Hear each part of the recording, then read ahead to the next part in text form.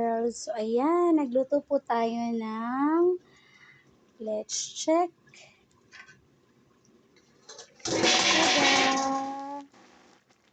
Ayan po, ginataang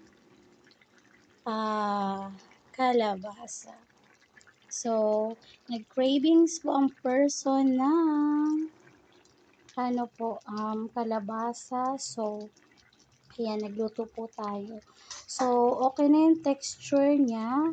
Malambot na din yung ating kalabasa.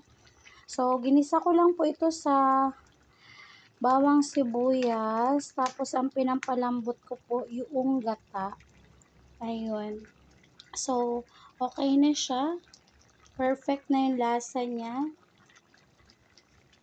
So, ang daan papunta sa puso ng isang lalaki ay ang kanilang tiyan. So, ayan. Nag-try tayo ng ating best na magluto ng ginataang kalabasa. So, let's check later kung magugustuhan ba ito ang ating niluto. So, that's all.